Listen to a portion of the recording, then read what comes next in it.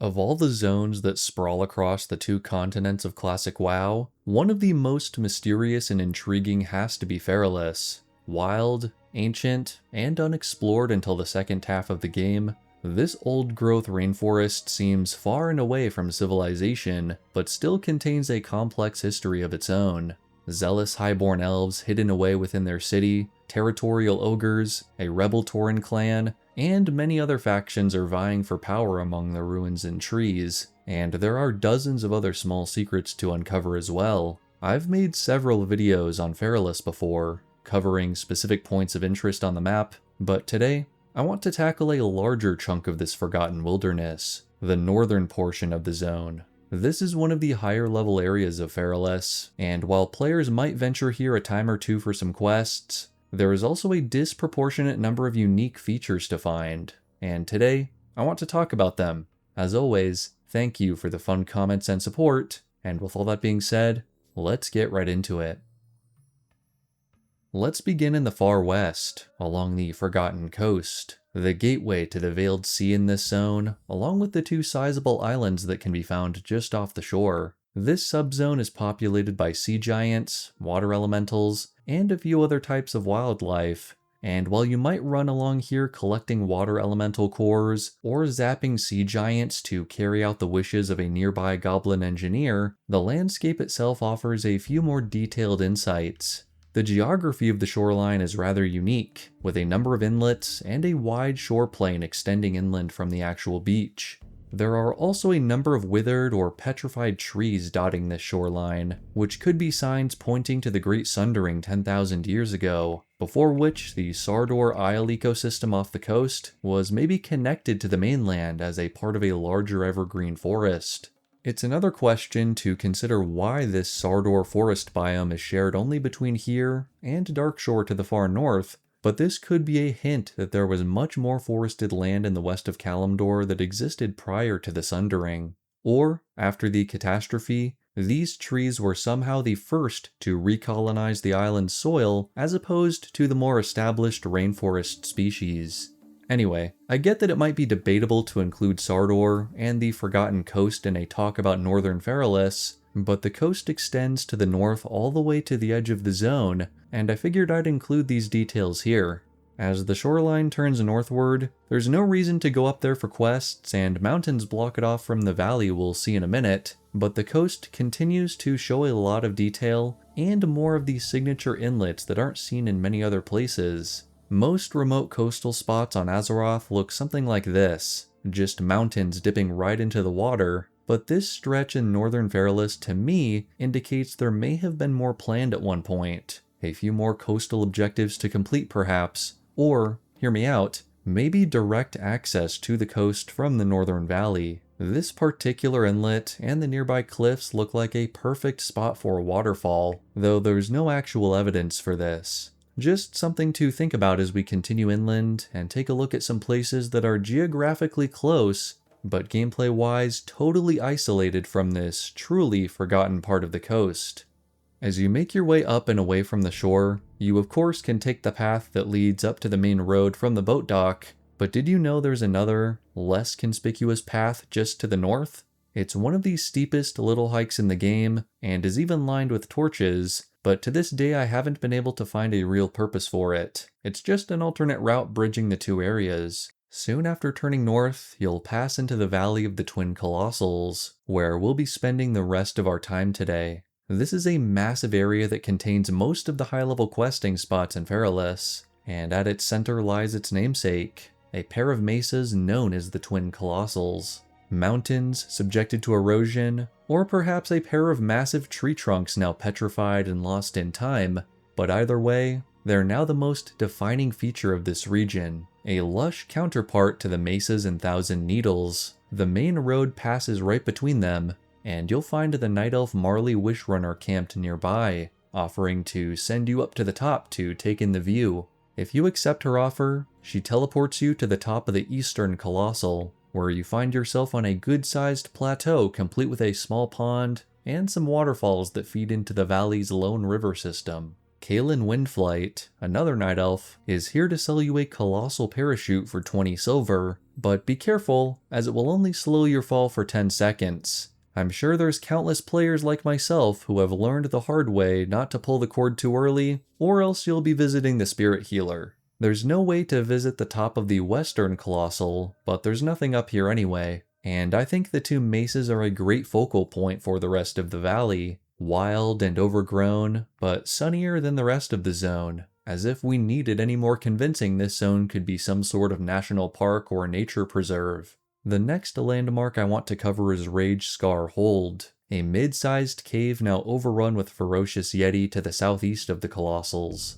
Upon entering, you might be confused to see dark tomes, ritual circles, and even cursed fog and night elven ruins scattered around. Have these yeti been practicing shadow magic or necromancy?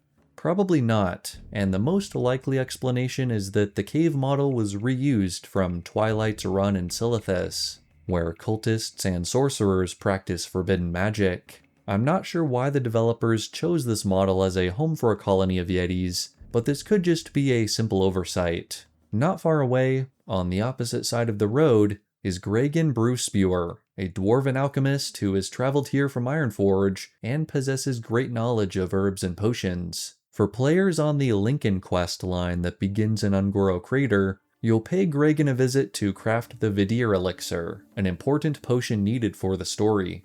To brew it, the dwarf needs an Evo root, which can only be obtained to the north, at a sealed garden protected by the gnoll Miblin Snarltooth. Miblin isn't aggressive, and you don't have to fight him to access the plant, but instead you have to trick him into stepping away from the entrance with a piece of bait. Once you place the bait down, the wall in front of the garden disappears and you can grab an Evo root while he's distracted. This is, to my knowledge, the only place in the open world where something like this happens, and frankly I think it could be something used more often to limit access to hidden areas of the map.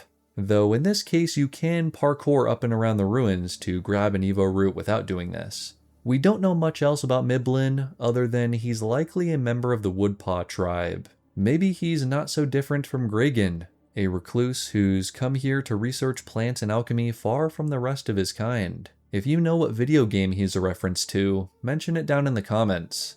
To the west of Gregan is a strange area populated by mountain giants.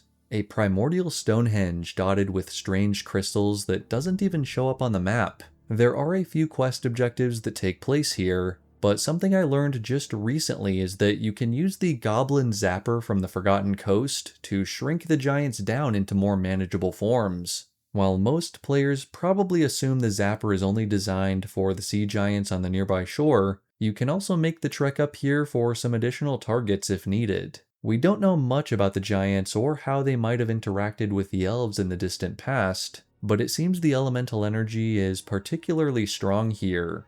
There is one giant who is friendly to Alliance players, Rockbiter, who asks adventurers to find a night elf, Shay Leafrunner, who he is in charge of protecting.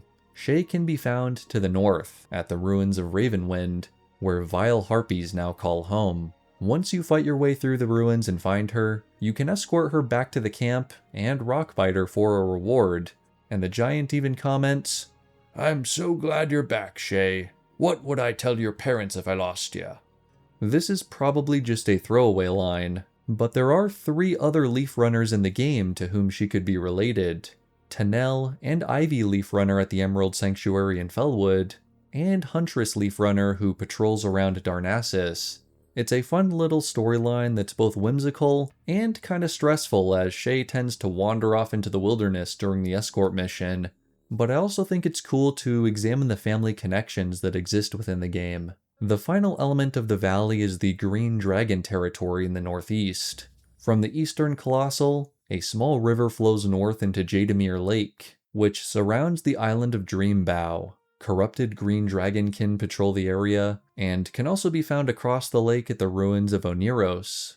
At the center of the island, one of the 4 great trees can be found, conduits to the Emerald Dream that have since become corrupted, and now each host one of the 4 dragons of Nightmare in classic WoW. While the other 3 found in Duskwood, Ashenvale, and the Hinterlands are very isolated from the rest of their respective zones, Dreambow is the most open, and if you're not careful, an exploratory trip could be disastrous. though the scenery is very tranquil and still full of lots of details. If you're planning on going sightseeing here, I definitely recommend bringing a raid group.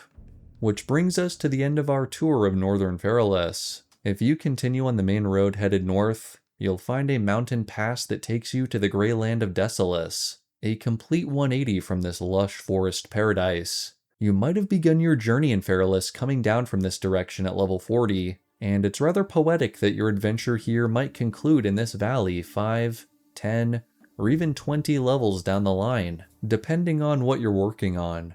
Something about the brighter green skybox in this part of the zone has really stuck with me over the years, a sign that you're transitioning away from the dark, damp rainforest toward a different landscape, but there are still secrets to be found here on the fringe of one of Azeroth's most mysterious zones.